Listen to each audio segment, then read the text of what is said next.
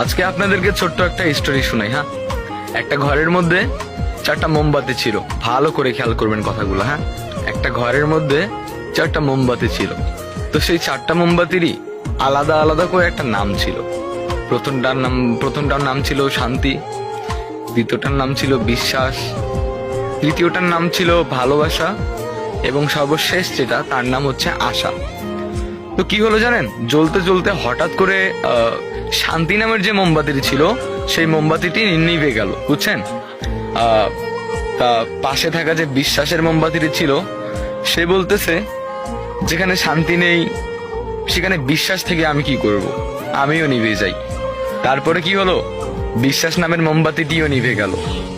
তো কিছুক্ষণ পর জ্বলতে জ্বলতে ভালোবাসা নামের মোমবাতিটি বলতেছে, যেখানে শান্তি নেই, যেখানে বিশ্বাস নেই, সেখানে তো ভালোবাসার কোনো মূল্য নেই।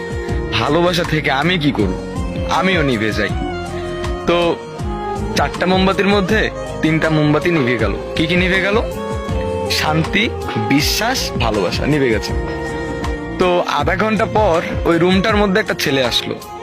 ছেলেটা এসে দেখলো তার 3টা মোমবাতি নিভে গেছে। তো সে কি করলো, আবার লাস্টে যেই মোমবাতিটি জ্বলতেছিল, মানে যে আশা নামে মোমবাতিটি জ্বলতেছিল, সেই মোমবাতিটি দিয়ে সে আবার পুনরায় সেই 3টা মোমবাতিকে আবার জ্বালিয়ে দিল। তো আবার 4টাই জ্বলতেছে। হ্যাঁ, তো এই গল্প দ্বারা আমরা কি শিখতে পারলাম? জীবনে চলতে গেলে শান্তি থাকবে না, বিশ্বাস উঠে যাবে, ভালোবাসা থাকবে না, কিন্তু কি কখনো আশা ছাড়া যাবে না। আপনি জীবনে কি করছেন, কি করেন নাই, কি করবেন, এগুলো কখনো ভাবা যাবে না। আপনি যেটা করতেছেন ওটা কন্টিনিউ করে যান, আশা ছাড়বেন না। স্বপ্ন থাকা ভালো, স্বপ্ন দেখুন, একটা আশা রাখুন মনের মধ্যে যে না আমি পারবো। ওইরকম করে যখনই সবকিছু উঠে যাবে, নিভে যাবে, সবকিছু মরে যাবে, তখন একটা জিনিস ভালো করে মনে রাখবেন, আশা ছাড়া যাবে না। সো গল্পটার মানে কি বুঝলেন? যদি বুঝেন একটা ছোট্ট করে কমেন্ট করে যাবেন, আর যদি বেশি ভালো লাগে একটা শেয়ার করে দিবেন।